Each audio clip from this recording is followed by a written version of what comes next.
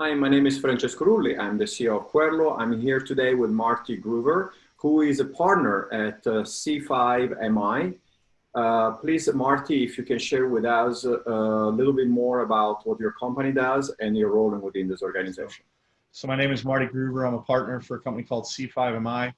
We're really an Industry 4.0 technology company, and we focus on digital manufacturing, enterprise asset management, operational intelligence, which is really the glue between the technology, the people, and the process. And then we have a supply chain and manufacturing practice that focuses mostly on Lean 4.0 type of methodologies.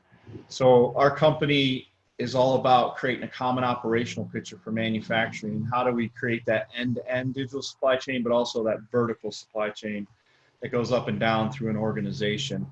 And we work mostly with SAP products, but we can work really with any technology. It works the same.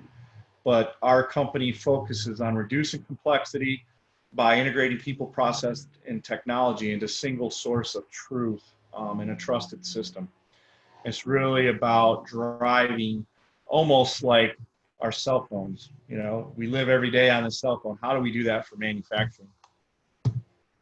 Very interesting, very interesting. So looking at what we're going through, the COVID era, and what we are entering, supposedly the post-COVID era, what are, in your perspective and experience, the challenges, but also the opportunities of this new reality that we're embracing?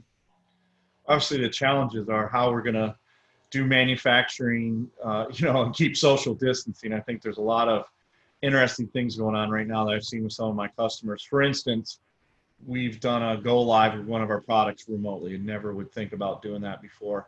We've also kicked off projects remotely utilizing technology with cameras and things like that you never would have done in the past. You always would have traveled to the customer site. So those type of things are really shifting how you do business.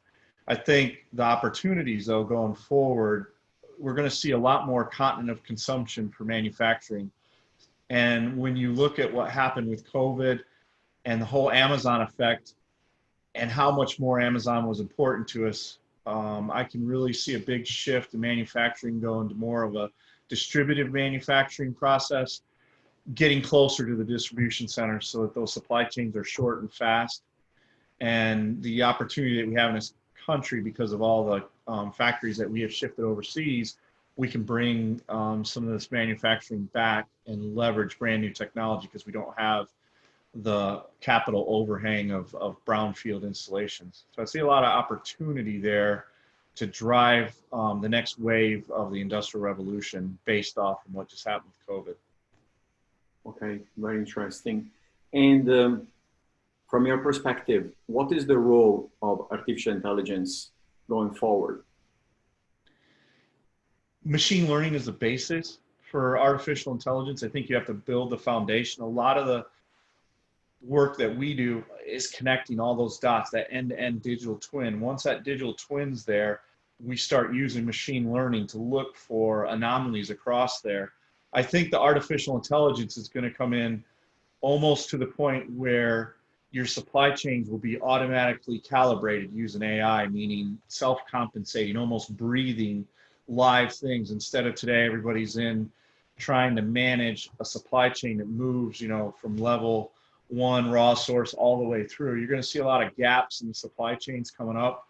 I think if we can get these things connected together, you got a great opportunity to build doctrine into the AI, but for the AI also to learn and start altering things to make sure that we don't have any gaps in our supply chains and that we can be much more efficient in them with a lot less material. I don't know that going forward you're going to have these long supply chains because I think the safety and security of your country is going to rely on being able to have the material. I mean, for instance, the face masks were a perfect example. 95% of them were made outside of this country. As soon as this happened, countries that made them stopped selling them. They kept them for themselves. Well, that breaks down that global market. So it's a pretty interesting opportunity. Very, very true. And one more question. If a company wants to reach out to you to learn more about your services and your work, what's the best way to reach out to you? We have a great website, www.c5mi.com. A lot of great videos out there that explains common operational picture. We have Live Factory, which is our version of Industry 4.0. We have Digital Reliability Center Maintenance, which is our version of Enterprise Asset Management. And then we have a real-time location tracking systems for tracking things live inside of warehouses and manufacturing that we never had before, that's out there. So they can learn more about what we do and contact us there. Perfect. Thank you very much. I really appreciate your contribution. Yeah, thanks a lot for having me on. I appreciate it. Thank you.